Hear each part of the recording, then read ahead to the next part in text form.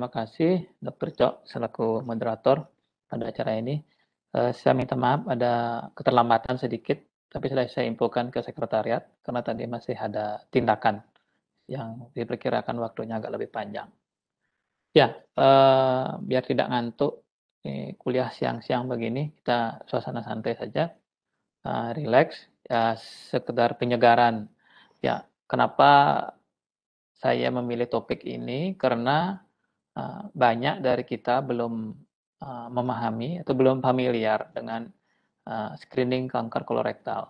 Malahan banyak pasien-pasien dikirim ke bedah, padahal ini merupakan salah satu kompetensi kita di bidang penyakit dalam. Dan kenapa harus screening? Ya, mungkin saya awali dengan suatu ilustrasi kasus ya.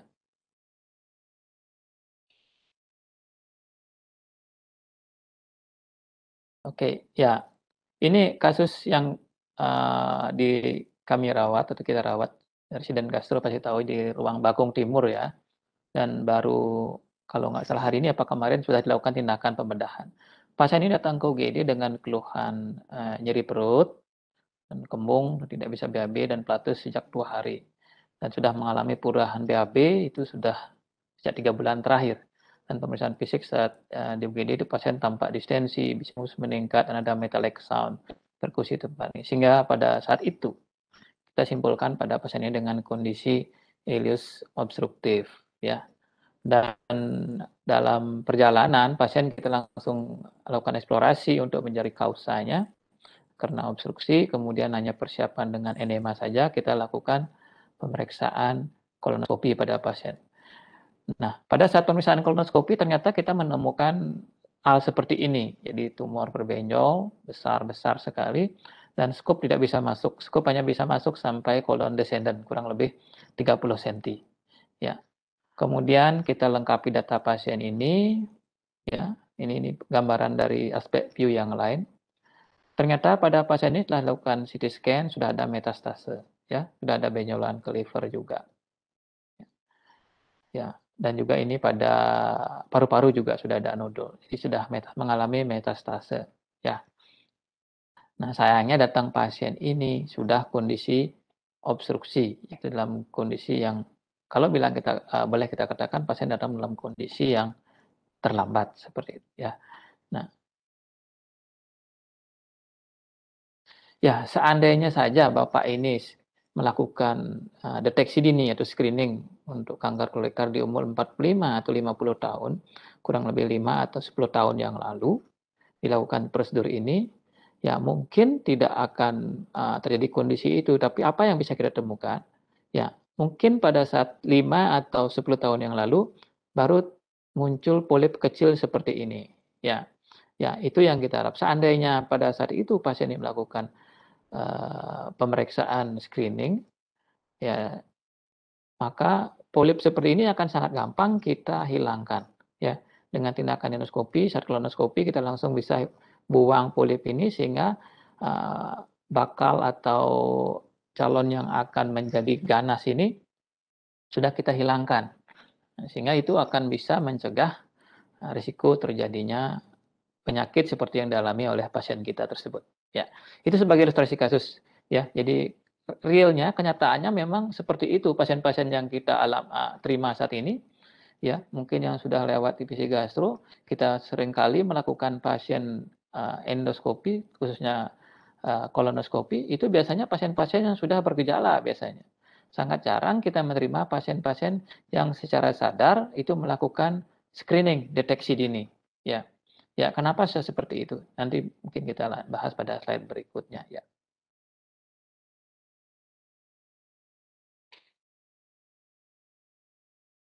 Ya, mungkin sebagai gambaran saja bagaimana epidemiologi dari kanker kolorektal tersebut ya. Ini dari sebuah jurnal saya ambil.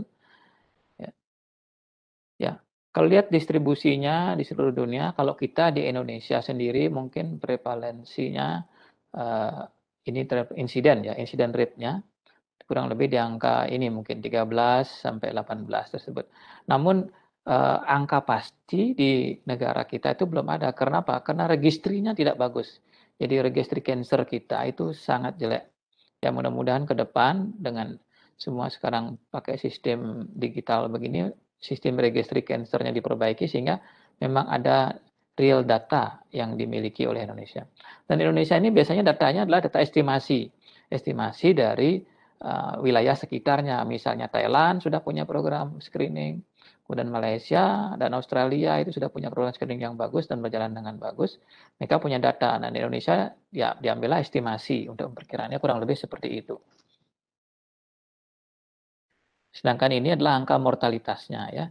Jadi angka mortalitasnya di kita kurang lebih di angka 7 sampai 10%-an. Ya bagaimana kan data di Denpasar? Saya pernah mengumpulkan data dari 2014 sampai 2016. Ya memang kasusnya cukup banyak. Kalau kalian lihat dari crude incident rate-nya saja lumayan tinggi, itu di antara angka 28 sampai 30 ya. Sedangkan adjusted standardized rate itu didapatkan di angka 24 sampai 26,7%. Ya, jadi cukup tinggi dibandingkan ya hampir sama dengan angka-angka di Eropa. Ya, seperti yang saya katakan di depan, ya. Jadi kanker kolorektal itu bisa dicegah, ya. Tetapi kenapa saat ini data dari luar, ya, dan publikasi dari Siegel tahun 2001, ya, masih menjadi penyebab ya nomor 2 malahan dari data di Amerika sebagai penyebab kematian kanker di Amerika. Kemudian di tahun 2021 didiagnosis 150.000. Kemudian dengan kematian kurang lebih 53.000. Dan 35% yaitu dewasa berumur 50 sampai 75 tahun ini yang mengalami kanker ini tidak pernah di-screening, ya. Ini data dan fakta yang memang ada ya dari hasil publikasi yang kita ambil. Ya, lebih jauh kenapa bisa terjadi kanker kolorektal? Sampai saat ini etiologi pasti dari kanker kolorektal itu masih belum diketahui. Nah, yang bisa diketahui adalah adanya faktor risiko ya. Jadi faktor risiko. Jadi faktor risiko kita kelompok-kelompokkan, ada faktor risiko yang herediter atau diturunkan, ada faktor risiko yang bisa dimodifikasi atau didapatkan. Ya, faktor risiko yang memang diturunkan seperti sindrom kanker kolorektal yang herediter, kemudian riwayat keluarga yang memang dengan ada colorectal cancer, kemudian ada etnis, ya etnis itu ya memang bawaan. Jadi ada etnis tertentu yang memiliki kecenderungan lebih mudah menjadi kanker kolorektal, ya. Seperti misalnya Asia, Afrika seperti itu. Kemudian jenis kelamin laki-laki itu lebih sering, meskipun perempuan juga banyak. Tapi kecenderungan lebih banyak laki-laki, kemudian pasca diabetes, kemudian ada penyakit IBD. Kemudian yang bersifat protektif yaitu malah seperti penggunaan aspirin, kemudian penggunaan statin itu malah bagus, ya. Kemudian faktor-faktor risiko lain yang masih bisa dimodifikasi yang meningkatkan risiko seperti merokok, diet tinggi daging, alkohol, daging merah, kemudian obesitas, kegemukan, kemudian rendah serat seperti rendah sayur-sayuran dan buah seperti itu. Kemudian faktor yang menurunkan risiko aktivitas fisik yang bagus, kemudian makan serat-seratan ya yang banyak, kemudian produk susu, ikan, kemudian konsumsi vitamin D dan suplemen kalsium itu dikatakan bersifat protektif. Ya, umur seperti tadi semakin meningkatnya umur, maka risiko colorectal cancer itu semakin tinggi. Biasanya dipakai patokan di atas 50 tahun ya. Jadi 90% kasus-kasus kanker kolorektal itu di atas umur 50 tahun ditemukan. Jenis kelamin tadi laki-laki, kemudian etnis tertentu African American ya, itu cenderung lebih tinggi. Kemudian pasien-pasien yang dengan penyakit IBD ya. Kemudian ada dengan ditemukan adanya polip adenomatous atau riwayat colon cancer sebelumnya, riwayat keluarga dengan polip juga ya, itu juga sebagai faktor risiko.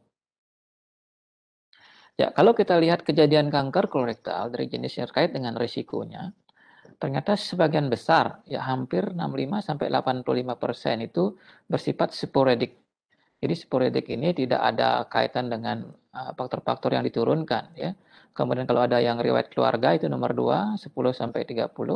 Kemudian yang ada dengan penyakit HNPCC yaitu 5%, hereditary non-polyposis colorectal cancer.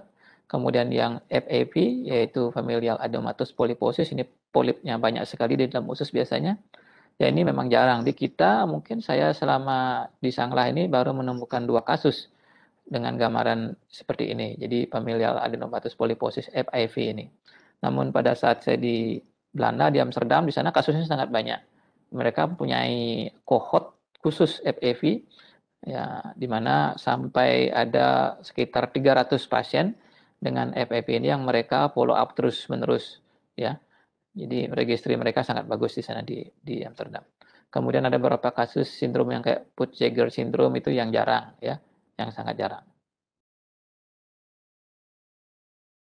Ya, polip ada beberapa, ada yang polip memang high risk, ada yang low risk. Jadi kalau polip yang tipe hiperplastik itu sangat kecil potensinya menjadi kanker. Sedangkan polip yang berisiko tinggi menjadi kanker adalah polip adenomatous, ya, di mana diperkirakan sekitar 90% pasien-pasien CA kolon dan CA rektum itu berawal dari adanya polip ini. Sehingga nanti ada pada pembahasan berikutnya tentang jalur adanya adenoma karsinoma pada kanker kolorektal. Ya, ini gambaran umur ya. Kalau dilihat umur di sini 50 tahun tampak kecenderungan kejadian semakin meningkat. Ya, ini kalau lihat risiko terjadinya kanker kolorektal pada populasi umum sebenarnya 5%, average risk ya, risiko rata-rata.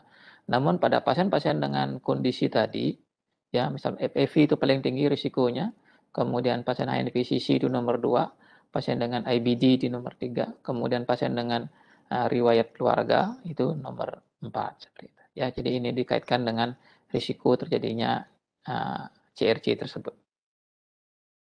Ya, sedikit tentang perkembangan pathway untuk terjadinya kanker kolorektal ini dikaitkan dengan nanti peranan metode diagnostik untuk screening ya, salah satunya dengan menggunakan deteksi pemeriksaan DNA tersebut.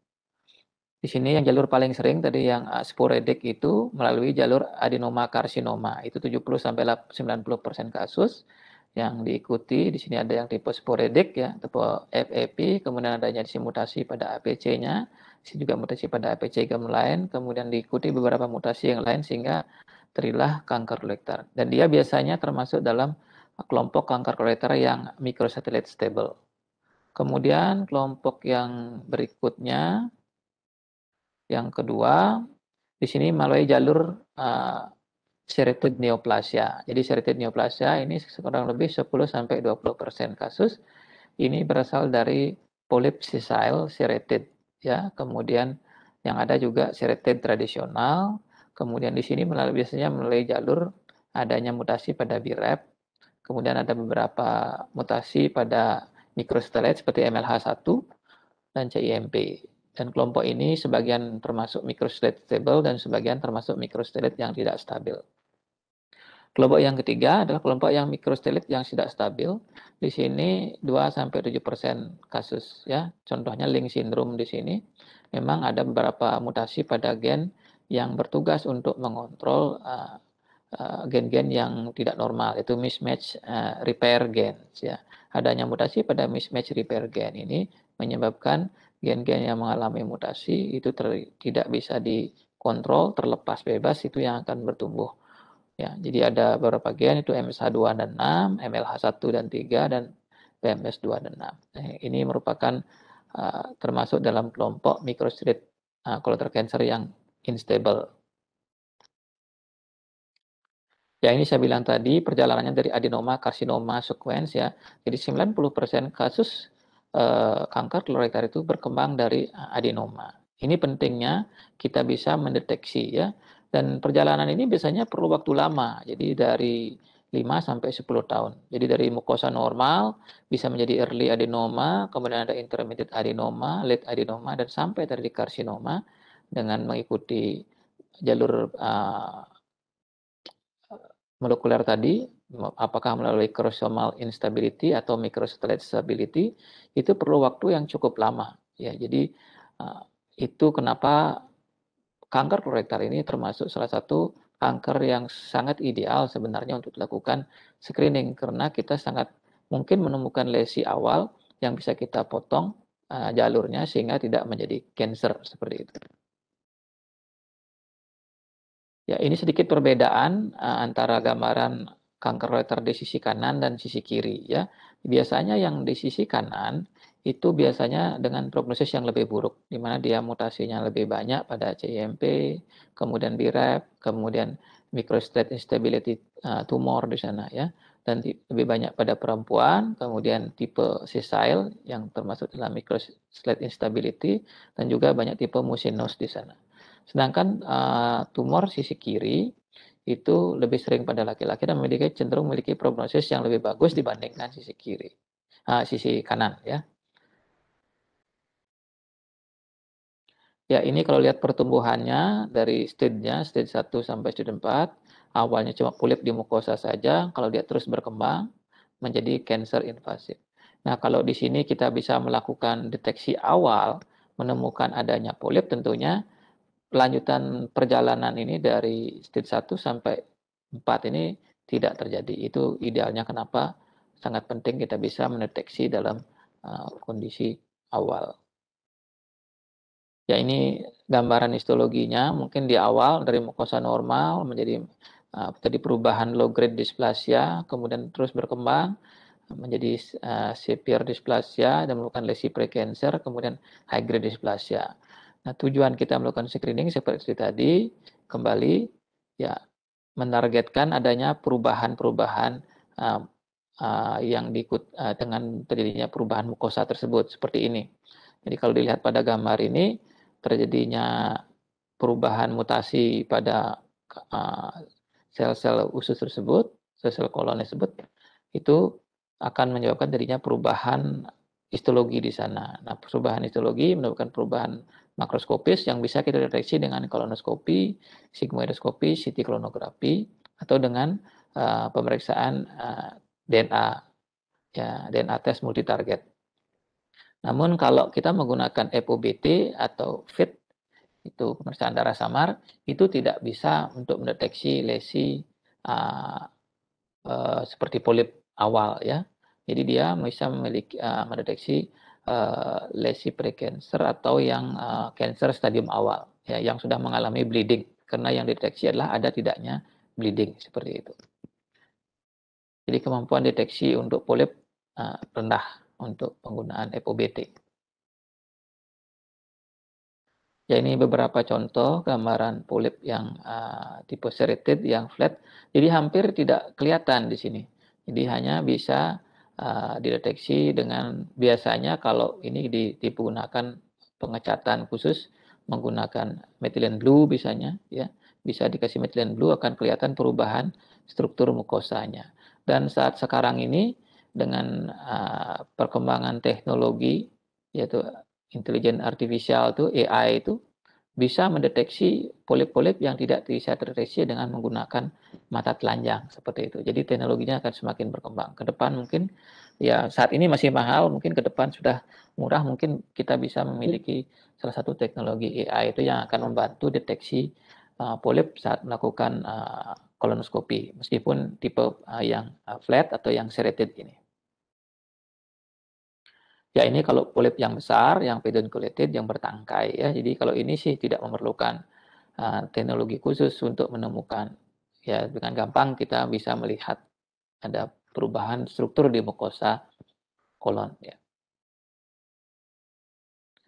Ya, ini lagi contoh-contoh ya yang cenderung dia besar ukurannya, yang merupakan polip yang berisiko tinggi untuk terjadinya cancer. Ya, kita lanjut ke screening sekarang ya. Jadi mungkin sebelum kita lanjut ke screening, mungkin biar tidak dibingungkan tentang apa sih perbedaan screening dan surveillance gitu ya. Jadi screening ini adalah suatu proses penggunaan tes ya untuk mendeteksi lesi-lesi awal atau precancer ya pada orang yang tampak sehat atau yang berisiko. Ya, belum diketahui ada kelainan. Jadi pada orang yang tampak sehat atau populasi yang berisiko untuk terjadinya kondisi kondisi inilah kanker kolorektal. Sedangkan surveillance adalah suatu follow up yang dilakukan, pemeriksaan yang dilakukan pada subjek yang telah sebelumnya terdeteksi memiliki kelainan cancer maupun lesi precancer. Ya, misalnya kalau pasien umum tidak ada risiko apa-apa, maksudnya belum ada keluhan apa-apa, ya ada dan tidaknya risiko. Kemudian kalau pasien apalagi berisiko, itu dilakukan pemeriksaan yang disebut dengan screening. Nah, setelah dilakukan pemeriksaan misalnya kolonoskopi, kemudian ditemukan adanya polip yang high risk misalnya, polip dengan ukuran lebih dari 1 cm, dengan kosa yang irreguler, dengan vaskuler yang meningkat, seperti itu. Nah, dilakukan polipektomi. Nah, kemudian pasien ini juga harus dilakukan follow up lagi 2 tahun, dilakukan kolonoskopi ulang. Nah, follow up ulangan ini yang kita sebut sebagai surveillance, bukan screening lagi. Itu ya, mungkin biar lebih jelas membedakan antara screening dengan surveillance. Ya, kita ketahui bahwa screening ini mampu menurunkan mortalitas dari kanker kolorektal, ya. Jadi dikatakan bahwa 90% itu pasien-pasien yang ditemukan pada stadium awal itu memiliki prognosis yang bagus, ya. Dia memiliki survival yang mencapai 90% apabila lesinya ditemukan dalam bentuk polip atau baru tumor in situ yang bersifat lokal.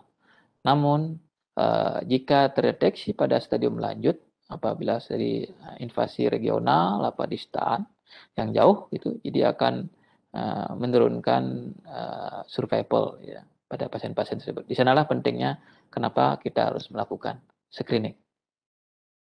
Ya, ini sudah jelas ditunjukkan dari penelitian sebelumnya.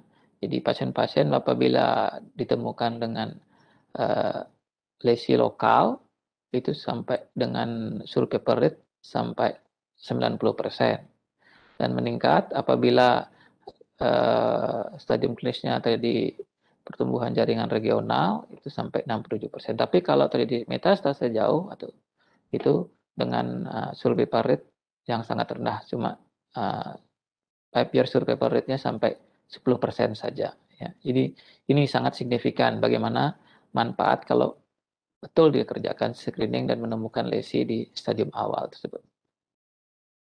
Jadi apa sih manfaat dari screening? Jadi manfaatnya yaitu kita bisa melakukan pencegahan terjadinya kanker. Karena pada saat screening, khususnya dengan kolonoskopi, kita bisa melakukan mengangkat lesi-lesi precancer apabila itu bentuk polip ya. Jadi bisa kita langsung remove, dilakukan polipektomi sehingga tidak menimbulkan risiko ke depannya.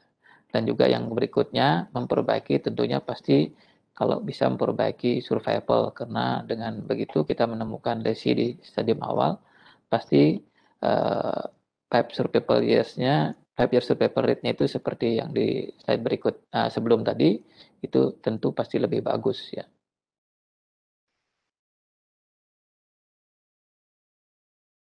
Ya, kalau kanker kolorektal ini adalah salah satu kanker yang cocok dilakukan dengan screening populasi ya. Jadi kenapa? Karena dia memiliki satu insidennya sangat tinggi.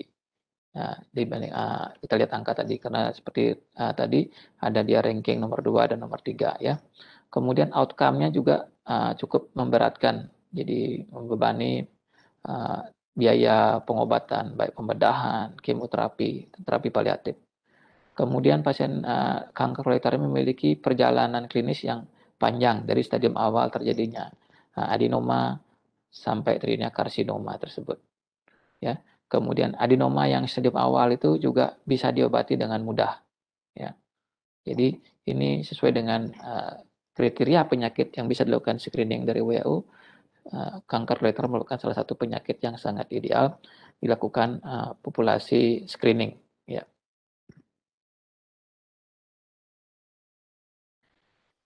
Ya, dengan diketahui bahwa kanker kolorektal memiliki perjalanan preklinis yang cukup panjang, tadi minimal 5 sampai 10 tahun, sehingga kita bisa menemukan lesi-lesi awal seperti adenoma.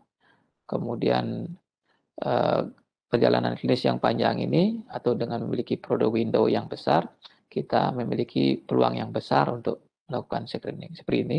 Diperlukan waktu 10 tahun ya untuk terjadinya dari normal ke karsinoma. Ya, kenapa sih angka screening kanker kolorektal itu rendah? Jadi ada beberapa alasan. Ini dari data yang disampaikan oleh pasien. Pertama adalah rendahnya kesadaran dari pasien tentang kesehatan mereka sendiri.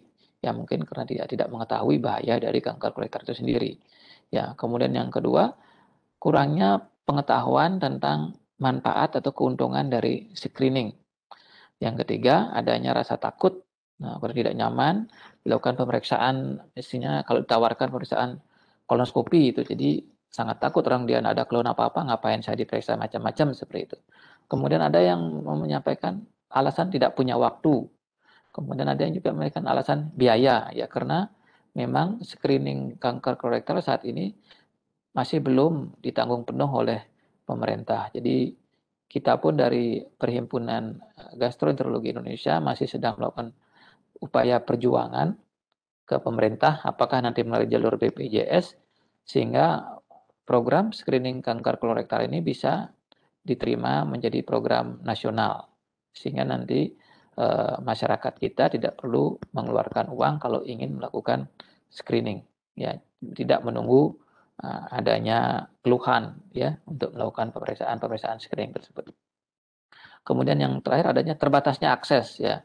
Jadi terbatasnya akses mungkin kita di Indonesia tidak semua memiliki akses yang bagus ke pelayanan kesehatan dengan fasilitas yang memiliki fasilitas screening ini, karena saat ini masih baru ada di kota-kota besar saja mungkin fasilitas screening ini. Kemudian yang terakhir yang mungkin terkait dengan kita di bidang medis ya, dokternya tidak pernah membicarakan tentang screening ini. Ya mungkin karena dokternya juga tidak memiliki pemahaman atau pengetahuan tentang apa manfaat dan bagaimana screening kanker kolorektal tersebut. Ya salah satu dari alasan inilah kenapa kita juga sekarang mendiskusikan atau memberikan penyegaran tentang screening kanker kolorektal ini. Ya mudah-mudahan residen semua jadi sudah bisa nanti selesai kuliah ini bisa memiliki pemahaman pengetahuan tentang pentingnya screening kanker kolorektal tersebut, dan sehingga nanti seandainya menjadi internis bisa melakukan screening ini kepada pasien-pasien yang ditangani. Ya, pendekatan untuk pelaksanaan screening secara umum itu ada dua. Ya, jadi pendekatan individu atau bersifat oportunistik atau pendekatan populasi atau terorganisasi. Nah, saat ini mungkin kita sudah melaksanakan screening tapi bersifat individu. Jadi bersifat individu, jadi orang yang datang ke praktek saja kita tawarkan seperti itu. Belum merupakan menjadi program nasional yang bersifat terorganisasi atau bersifat populasi base ya. Sedangkan negara-negara yang sudah maju, yang negara-negara Eropa seperti Belanda, Jerman, Spanyol itu sudah terorganisasi dengan bagus, tersistem dengan bagus. Kalau negara di Asia Tenggara seperti Singapura sudah, kemudian Thailand beberapa tahun belakangan ini, 2 tahun ini sudah mulai program screening kanker kolorektal. Sedangkan kalau kita belum. Jadi di kita mungkin baru melaksanakan screening yang bersifat individual. Kita menawarkan kepada salah satu individu yang datang ke tempat praktek kita. Jadi tidak menjadi program pemerintah. Ini yang masih kita perjuangkan. Semoga ke depan bisa menjadi program pemerintah sehingga bersifat populasi base. Sebagaimana yang saat ini yang telah dilaksanakan program screening oleh pemerintah, kalau tidak salah itu screening kanker payudara dan CA cervix. Jadi kanker payudara dan CA cervix itu sudah menjadi program screening nasional, dan mudah-mudahan yang berikutnya kanker kolorektal ini bisa diterapkan menjadi salah satu program pemerintah untuk pelaksanaan screening.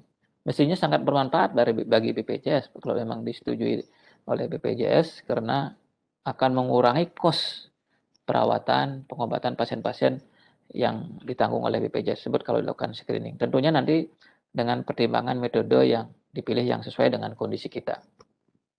Untuk pelaksanaannya, biasanya yang bersifat individual itu yang terbaik adalah kolonoskopi. Karena dia satu step, satu langkah pemeriksaan.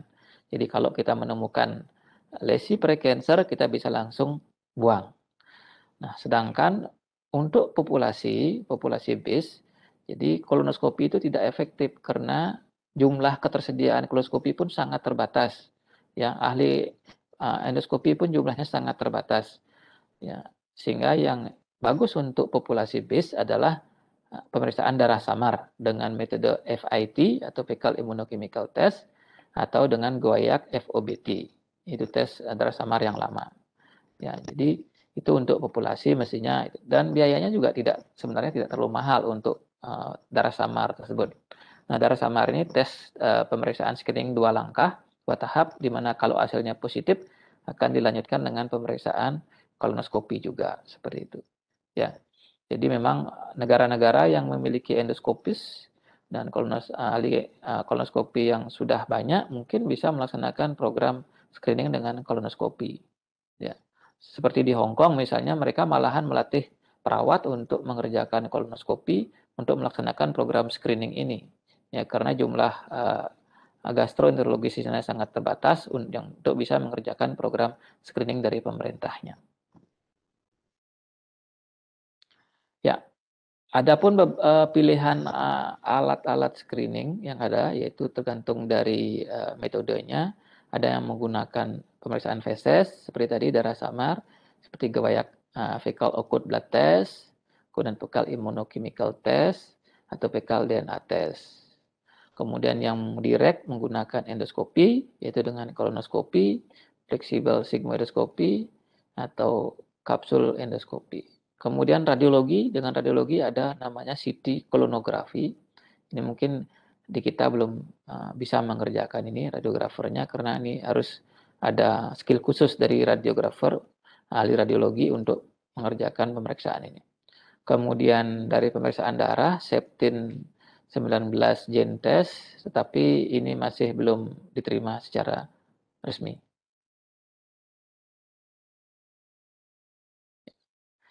Ya, apa sih pemeriksaan yang terbaik untuk screening kanker kolorektal? Seperti itu. Jadi dari ini statement dari task force-nya Amerika mengatakan bahwa tidak ada studi yang membandingkan head to head.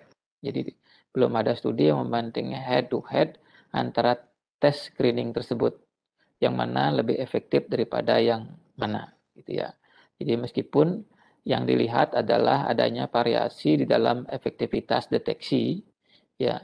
Jadi semuanya memiliki kekuatan dan kelemahan, seperti itu. Jadi tidak ada satu lebih baik daripada yang lainnya, tapi memiliki kelemahan. Tentunya pilihan sesuai dengan kondisi yang ada di negara masing-masing, seperti itu. Yang dimaksud adalah bahwa satu tes di satu negara menjadi pilihan, belum tentu di negara lain menjadi pilihan terbaik juga. Jadi mungkin tes yang lain menjadi option, seperti itu. Ya, karena saat ini secara luas yang menjadi pilihan adalah kolonoskopi dan darah samar, FIT khususnya. Di Eropa pun ada sebagian yang memilih FIT, sebagian memilih kolonoskopi. Tidak semua memilih kolonoskopi, seperti itu. Ya, ini urutan prioritas pemilihan alat screening, ya. Jadi apa yang terbaik untuk screening kanker kolorektal tersebut. Jadi dari kelompok task force berbagai society di Amerika yang terkait dengan di bidang gastroenterologi, itu AGA, ACG, kemudian ada juga ASDE, kemudian mereka menentukan apa yang menjadi prioritas. Jadi yang termasuk dalam tier 1 adalah pilihannya adalah kolonoskopi yang dikerjakan setiap 10 tahun. Artinya, kalau kolonoskopi dikerjakan sekarang menemukan hasil yang normal, kemudian ulangannya adalah 10 tahun lagi. Seperti itu. Kemudian yang pilihan lain adalah FIT, itu fecal immunochemical test yang dikerjakan setiap tahun. Jadi kalau tahun ini hasilnya negatif, diulang lagi tahun depan, diulang lagi tahun depan. Tapi kalau hasilnya positif, itu dilanjutkan dengan step berikutnya tetap pemeriksaan konfirmasi dengan kolonoskopi. Ya. Yang masuk tier 2 yaitu dengan CT kolonografi yang dikerjakan 5 tahun, kemudian ada juga FIT DNA setiap 3 tahun, ini kombinasi antara FIT dengan pemeriksaan DNA. Ya, ini kenapa dia tier 2 ya karena cost-nya sangat tinggi karena pemeriksaan DNA belum bisa dilakukan secara reguler. Kemudian fleksibel sigmoidoscopy setiap 5 sampai 10 tahun juga menjadi pilihan yang kedua. Yang tetap yang pilihan pertama adalah total kolonoskopi. Kemudian tier yang ketiga, kapsul endoskopi setiap 5 tahun.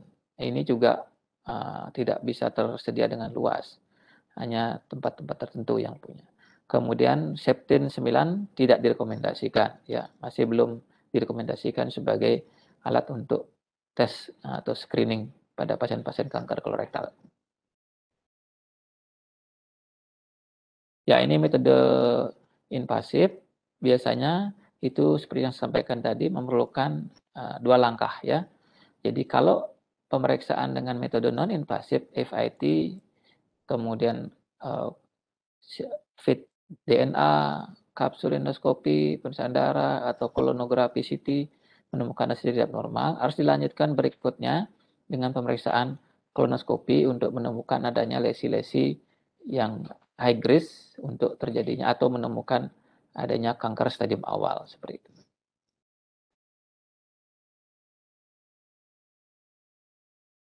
Ya, jenis-jenis pemeriksaan yang non invasif tadi sudah saya sampaikan, ada guayak FOBT, ini pemeriksaan darah samar yang dulu ya, mungkin sekarang sudah tidak dikerjakan, sangat jarang kita menemukan. Kalau di sini pun di Sanglah kemarin saya tanyakan sudah tidak menggunakan metode guayak ini lagi karena dia banyak persiapan, banyak false positifnya juga. Dan sekarang sudah melangkah ke FIT, yaitu ada fecal immunochemical test ya. Jadi ini dia dengan menggunakan pemeriksaan antibody dan bisa menggunakan titer ya, titer berapa yang kita ingin pakai untuk kepentingan screening. Kan ada yang Cologuard itu kombinasi FIT dengan pemeriksaan deteksi DNA, kemudian ada kapsul endoskopi, kemudian ada CT kolonografi, kemudian ada blood test atau Septin 9 ya. Ya, ini FOBT merupakan pemeriksaan yang dulu, yang paling awal ya, dengan metode guayak. Ini saya sampaikan tadi bahwa banyak positif palsunya karena ada bereaksi dengan hem yang berasal dari daging, juga ada bereaksi dengan peroksidase yang ada di makanan ya, yang memberikan hasil positif. Dan dia pun kalau positif tidak spesifik berasal dari kolon. Jadi darah dari upper GI pun bisa memberikan hasil yang positif. Dan dikatakan biasanya memerlukan 3 sampel pemeriksaan. Ya dari data yang ada bahwa pemeriksaan dengan FOBT ini jadi memberikan reduksi dari mortalitas cukup signifikan. Itu kalau data dari Minnesota 33% ya. Kalau dari sampai 18%.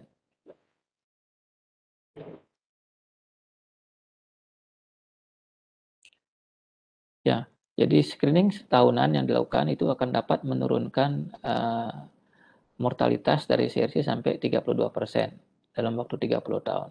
Ya cukup banyak. Jadi kenapa? Ya jelas karena deteksi awal bisa diobati stadium awal, tentunya mortalitas akibat komplikasi dari kanker kolorektal itu dapat dikurangi.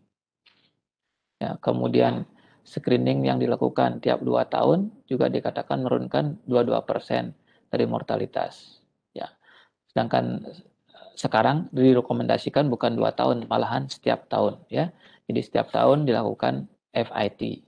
Tentunya untuk bisa meningkatkan kemampuan deteksi. Ya, FIT di sekarang merupakan tes yang paling banyak atau paling umum digunakan sebagai metode non-invasif. Ya, karena satu dia relatif murah, kemudian relatif gampang, dengan hasil yang sensitivitas dan spesifitas yang cukup bagus saja. Cuma memang kelemahannya dia, FIT ini tidak bisa digunakan atau rendah sekali kemampuannya untuk deteksi polip. Tapi untuk deteksi lesi precancer atau precancer atau kanker stadium awal itu cukup bagus. Ya, karena dia mendeteksi adanya perdarahan. Jadi perdarahan.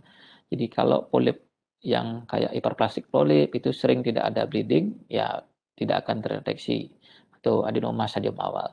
Tapi kalau adenoma stadium lanjut dengan udah ada erosi pada permukaannya, mukosanya, kemudian apalagi ada cancer, jaringan cancer yang stadium awal, itu pasti ada bleeding di sana, itu akan sangat mudah terdeteksi di kotoran. Ya. Dan pemeriksaannya simpel, biasanya mengambil ada paketnya seperti itu. Jadi tinggal mengambil kotoran pakai sticknya, dimasukkan kembali, kemudian bisa dikirim ke lab langsung. Jadi dikatakan tidak terlalu mahal. Ya, kalau mungkin kalau di saat ini kalau di kita ada lab swasta yang bisa mengerjakan FIT ini biayanya kurang lebih 150 ribuan. Tapi kalau yang di Rumah Sakit Sanglah kemarin saya sempat tanyakan kurang lebih biayanya 90 ribuan. Ya. Jadi sebenarnya sih terjangkau untuk masyarakat kita, tidak terlalu mahal juga. Ya, kenapa jarang dikerjakan? Ya mungkin karena itu awareness-nya masih kurang. Jadi pengetahuannya masih kurang tentang pentingnya dari deteksi dini. Ya, mungkin nanti setelah memahami ini angka screening kita bisa lebih bagus ya, lebih banyak pasien orang-orang atau penduduk kita atau warga kita bisa dilakukan screening untuk deteksi kanker kolorektal ini.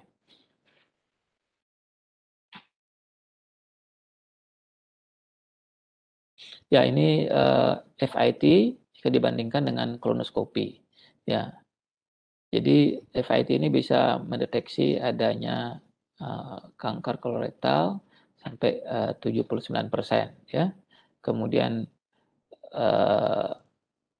FIT pun memberikan hasil normal ya, 94% jika memang tidak ada cancer. Jadi kemampuan sensitivitas dan spesifitasnya cukup bagus juga pada mendeteksi yang digunakan jika dibandingkan dengan gold standar kolonoskopi. Jadi, sehingga kenapa saat ini FIT ini digunakan secara luas untuk screening.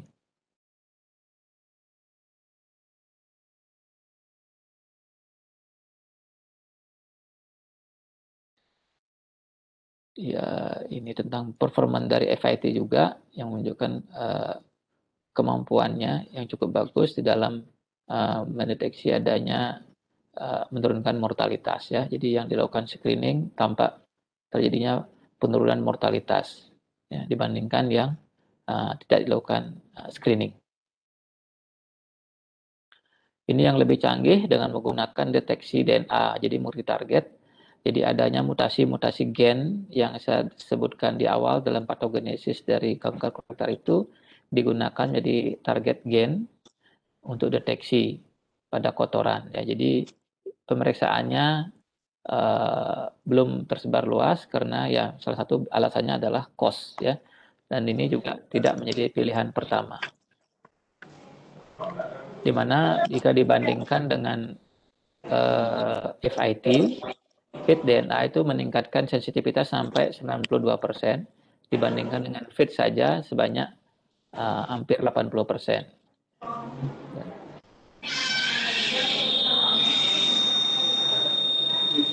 Dokter Gisa tolong di mute ya.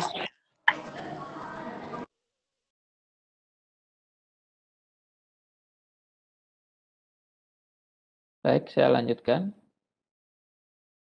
Ya, ini ada CT kolonografi dengan menggunakan CT scan. Cuma ya saya sendiri sih belum pernah melihat hasil pemeriksaannya. Ya, tapi secara teoritis ini bisa dikerjakan dan saya tanyakan di sini, radiologi kita di sini belum pernah juga mengerjakan CT kolonografi ini. Jadi ini biasanya pasien-pasien dikerjakan pada pasien-pasien yang menolak untuk dilakukan pemeriksaan kolonoskopi gitu ya. Jadi dengan dibandingkan dengan kolonoskopi angka deteksinya cukup bagus sebenarnya. Tapi kelemahannya adalah kemampuannya untuk mendeteksi flat lesion ya. Seperti tadi kan ada lesi prekancer itu tidak semua berupa polip yang tumbuh di dalam mukosa, tapi ada juga lesi yang flat, terutama yang tipe serrated ya. Jadi flat lesion itu yang sering tidak terdeteksi dengan bagus oleh pemeriksaan CT ini ya. Tapi kalau jaringan yang memang tumbuh, polip yang tumbuh ke dalam lumen usus itu yang ada excavated melakukan protrude itu akan dengan sangat mudah dideteksi oleh CT kolonografi ini. Tetapi untuk flat lesion itu kemampuan deteksinya yang kurang. Ya, itu kelemahan dari CT kolonografi ini.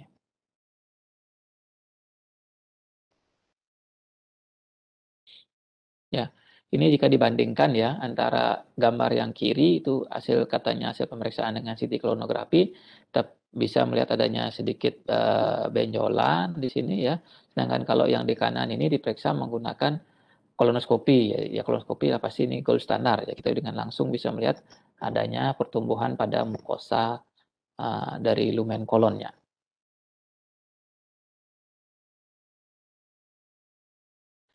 Ya, ini menemukan adanya pertumbuhan polip ya.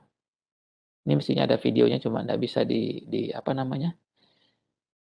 Di play di Webex ya. Videonya menggambarkan bagaimana proses pemeriksaan CT kolonografi tersebut.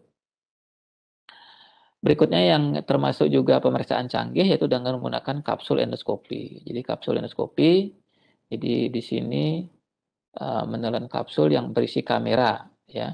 Jadi FDA sudah mengapprove jadi pasien-pasien yang tidak bisa dilakukan kolonoskopi secara tuntas ya, pasien-pasien dengan lower GI bleeding yang high risk untuk dilakukan kolonoskopi dan terjadinya komplikasi seperti itu ya. Ya, seperti ini kapsulnya. Jadi di dalam kapsul itu ada kamera yang merekam semua lumen dari usus yang dilewati ya. Ya cuma di sini pemeriksaannya yang memerlukan waktu lama. Jadi waktu analisisnya. Jadi harus melihat lama perjalanan dari kapsul ini sampai akhir ya. Bukan merupakan pilihan utama ya. Jadi pada kasus-kasus tertentu yang memang tidak bisa dilakukan kolonoskopi ya seperti tadi ini salah satu menjadi pilihan kapsul kolonoskopi. Ya, ini kapsul endoskopi yang saya sebutkan tadi. Kemudian ada juga yang coba dilakukan dengan pemeriksaan darah, ya, dengan memeriksa adanya methylated DNA yang mengkoding septin 9 sebagai marker dari CRC pada plasma.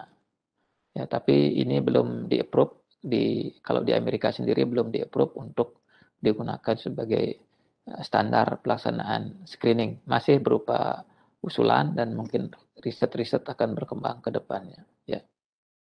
Kalau dilihat dari meta-analisis yang menunjukkan bahwa sensitivitasnya 62% dan spesifisitasnya 90% untuk deteksi CRC.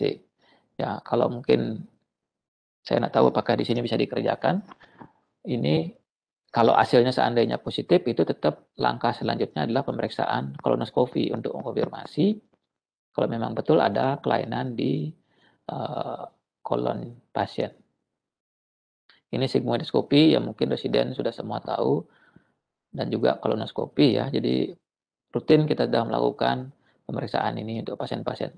Namun sayangnya pasien yang kita lakukan itu yang mungkin bisa dihitung berapa sih yang memang betul ingin melakukan screening dilakukan kolonoskopi. Jadi sebagian besar pasien kita yang melakukan kolonoskopi itulah pasien-pasien yang memang ada keluhan, ada gejala. Jadi ada keluhan misalnya ada changing bowel habit, ada BAB darah, ada tanda-tanda obstruksi. Ya, yang tentunya pada saat kolonoskopi lebih sering kita temukan adalah sudah ada tumor cancer yang mungkin sudah dalam stadium regional atau advance seperti yang kasus yang saya sampaikan di awal tadi. Oke. Ya ini sebagai resume bahwa screening test dan efek terhadap mortalitas kanker ya. Jadi kalau screening test menggunakan FOBT atau FIT itu sudah diketahui mampu mengurangi mortalitas sampai 32%.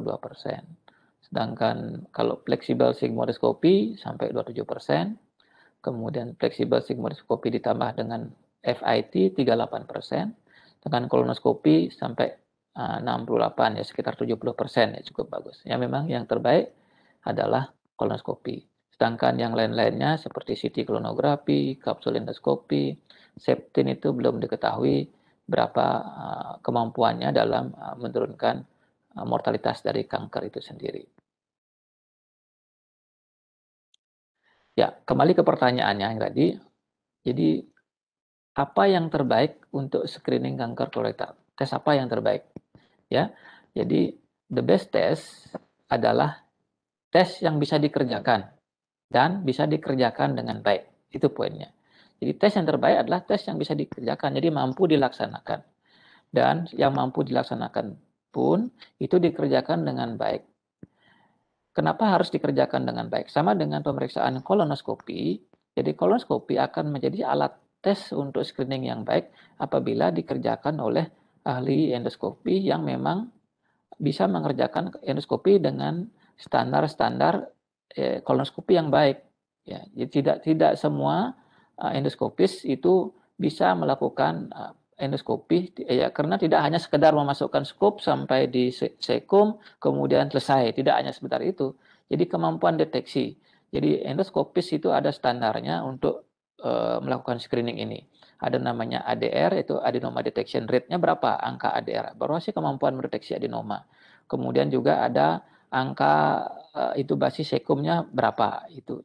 Jadi kemudian ada juga withdrawal time-nya berapa. Jadi itu ada standar yang harus diikuti oleh seorang endoskopis agar bisa menjadi endoskopis yang melakukan screening dengan baik. Ya, itu dasarnya kenapa sampai ada statement seperti itu. Jadi pemeriksaan screening terbaik adalah pemeriksaan yang bisa dikerjakan. Apakah kalau memang mampu melakukan kolonoskopi, atau mampu melakukan FIT, lakukan FIT, dan endoskopi pun dilakukan dengan benar, dengan baik, dengan standar-standar kolonoskopi yang baik. Kemudian FIT pun juga harus dikerjakan menggunakan alat tes yang terstandar juga, ya. Jadi berapa sih cutoff yang dipakai itu beda-beda masing-masing. Yang ada di kita saat ini adalah yang bersifat kualitatif atau semi kuantitatif, ya. Jadi batasnya sudah ditetapkan dari yang membuat reagen tersebut. Sedangkan yang bagus adalah sebenarnya yang memang kuantitatif, ada angkanya. Jadi angka berapa? Jadi angka yang keluar nanti baru kita analisis apakah kita menggunakan cutoff 20, 50 atau 250 nanogram, ya tergantung nanti sensitivitas dan spesifitas yang kita harapkan dari hasil tes tersebut, seperti itu. Jadi semua tes bagus asal bisa dilakukan dan dilakukan dengan baik, seperti itu. Ya, ini rekomendasi mungkin resume dari yang sudah saya sampaikan tadi, masing-masing pilihan, kemudian berapa interval waktunya, ya. Ya, ini juga menunjukkan bagaimana sensitivitas dari pemeriksaan masing-masing, apakah kolonoskopi, FIT, CT kolonografi, sigmoidoskopi, EPOBT, FIT DNA. Ya. Ya, ini guideline terbaru dari ACG yang dikeluarkan tahun 2021 ini tentang screening kanker kolorektal. Memang secara khusus tidak banyak yang berubah dari yang sebelumnya. Mereka hanya mengupdate rekomendasi-rekomendasi terkait umur, ya. Jadi rekomendasi mereka umur tetap 50 tahun sampai 75 tahun.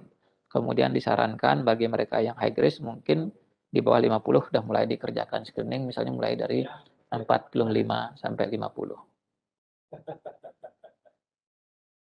Ya, ini sebagai summary saja dari performance test yang menggunakan stool test seperti FIT, ya. Kemudian apakah menggunakan DNA stool test atau menggunakan Septin9, ya. Dengan kelebihan dan kekurangannya. Sedangkan pemeriksaan invasif ini dengan kolonoskopi, CT kolonografi, dan kapsul. Ya, dengan kelebihan. Sekedar resume saja dari yang tadi yang saya sampaikan. Ini 2 slide terakhir dari saya yang mungkin pesan, ya. Jadi bahwa lebih dari sepertiga kasus kanker kolorektal itu kematiannya dapat dihindari jika dilakukan screening umur di atas 50 tahun. Dan 92% kasus ini terjadi pada usia di atas 50 tahun. Kemudian yang kedua, bahwa sebagian besar kanker kolorektal itu diawali dengan polip. Seperti tadi juga hampir 90% kanker kolorektal itu mulai dengan adanya adenoma, seperti itu. Jadi pasien yang ditemukan memiliki polip atau kanker kolorektal stadium awal itu biasanya tidak semua memiliki gejala, sehingga sangat penting untuk bisa mendeteksinya lebih awal. Dan bagaimana kita bisa mengetahui itu. Dan kanker kolorektal ini adalah kanker yang sangat bisa dicegah, ya, tentunya dengan menggunakan screening test tadi. Ya.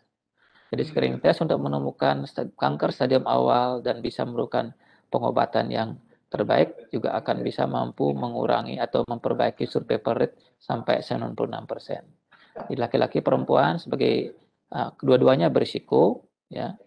Kemudian semuanya dapat berkembang mengalami kanker kolorektal sehingga semua patut dilakukan screening kalau mereka berusia di atas 50 tahun sebagai patokan. Mungkin itu dari saya untuk penyegaran pada siang ini. Mungkin masih ada waktu 5 menit. Apakah ada diskusi atau bagaimana? Silakan saya kembalikan waktunya ke Dr. Eco. Terima kasih Dr. Eco. Terima kasih Dokter Mariadi atas pemaparannya. Ada dok, sekarang kita akan masuk ke sesi diskusi. Silakan apabila ada residen yang ingin bertanya. Sesi dokter. Silakan langsung deh. Selamat siang dokter, izin Fajar dokter. Dokter izin bertanya, mungkin sudah dijelaskan mengenai beberapa faktor risiko dan salah satu established adalah yang Tiang baca adalah adanya sebuah proses inflammatory bowel disease dok. Pertanyaan Tiang, pada pasien dengan inflammatory bowel disease seberapa lama sebaiknya kita melakukan KI ke pasiennya untuk melakukan surveillance untuk terjadinya displasia yang akan mengarah ke CA kolorektal pada pasien dengan IBD dokter. Susuma dokter.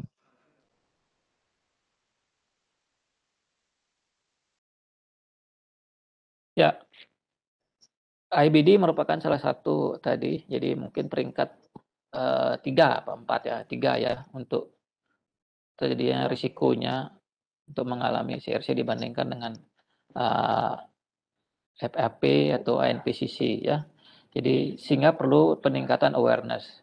Jadi tadi waktu yang saya sampaikan bahwa kalau kolonoskopi 10 tahun, kemudian FIT setahun itu adalah pada mereka yang average risk, jadi risiko rata. Nah, bagaimana dengan IBD? IBD berarti mereka adalah yang high risk ya.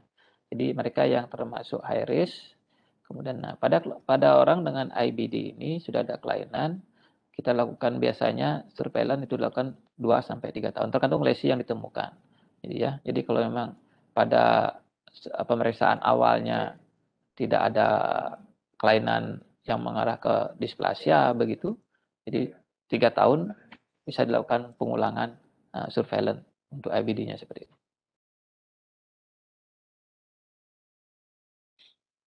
Saya kira jawaban Dr. Mariadi sudah sangat jelas. Saya persilakan kepada residen yang lain yang ingin bertanya.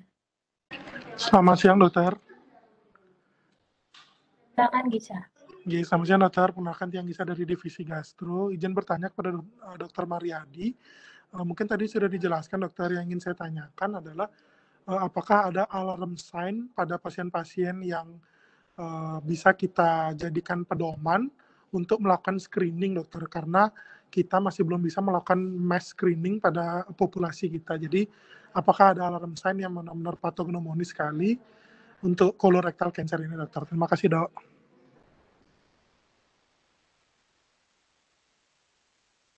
Ya, terima kasih Gisa. Jadi tadi untuk program screening yang disarankan kan adalah populasi base. Jadi untuk seluruh masyarakat ya idealnya seperti itu. Namun ya seperti yang saya sampaikan tadi tergantung juga situasi dan kondisi di masing-masing tempat atau masing-masing daerah negara yang bersangkutan. Ya kita ketahui di negara kita mungkin ada keterbatasan biaya untuk mass screening atau seluruh masyarakat meskipun risiko rata-rata untuk dilakukan screening. Nah untuk itu di Asia Pasifik sendiri setelah dibuat sistem scoring ya. Jadi Asia Pacific Scoring System untuk screening kanker kolorektal. Itu dikombinasikan dengan FIT. Jadi jika mereka yang termasuk skornya tinggi, high risk berdasarkan Asia Pacific Score tersebut, itu bisa kita prioritaskan untuk pemeriksaan screening. Nah, tentunya itu sudah kita batasi juga sebenarnya. Ya, karena tidak semua, sekali lagi tidak semua, kan ini screening dilakukan pada mereka yang average risk, ya sebenarnya targetnya adalah yang average risk. Tapi kalau memang terbatas, bisa kita tentukan risikonya tersebut berdasarkan atas tanda-tanda tadi. Jadi dengan skor risiko tadi misalnya ada obesitas, ada merokok, dan lain-lain tadi faktor risiko itu yang ada, itu dimasukkan dan ada skornya. Saya lupa memasukkan skornya di sini, ada satu skor, sistem scoring yang kita gunakan menentukan bahwa orang ini adalah orang yang berisiko tinggi, ya, atau orang ini low risk seperti itu. Ada bisa, jadi kita bisa menggunakan itu. Kemudian ya kalau secara umum sih, kalau ada yang berisiko sesuai dengan faktor risiko yang saya sebutkan tadi di depan, baik risiko yang bisa dimodifikasi maupun risiko yang tidak dimodifikasi, tetap direkomendasikan untuk melakukan screening. Misalnya risiko yang tidak dimodifikasi ada riwayat keluarga yang mengalami CRC begini, ya mungkin keluarga yang lain seluruhnya tetap disarankan atau dianjurkan untuk melakukan screening ini. Itu contohnya ya. Jadi semua faktor risiko yang disebutkan di depan itu bisa digunakan sebagai tanda awal, tanda alarm untuk mengarahkan program screening ini. Ya. Misalnya yang gampangnya umur aja lah. Ya, umur di atas 50 itu jadi akhirnya sudah masuk ke risiko yang tinggi untuk jadi ini, sehingga pun orang yang di umur di atas 50 itu disarankan untuk negara yang maju yang sudah punya fasilitas ini untuk melakukan screening seperti itu. Itu target saya. Terima kasih dok. Iya, semua dokter. Satu pertanyaan terakhir, saya persilakan.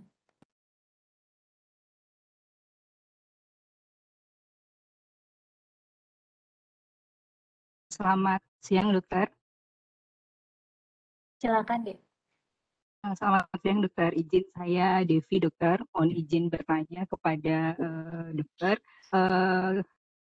Dalam penjelasan tadi dan umumnya kita berbicara masalah CRC dokter, selain faktor risiko, apakah ada kemungkinan faktor protektif yang dapat kita berikan penjelasan kepada pasien-pasien terutama dengan risiko tinggi mengenai perkembangan atau change menjadi CRC ini dokter. Terima kasih dok.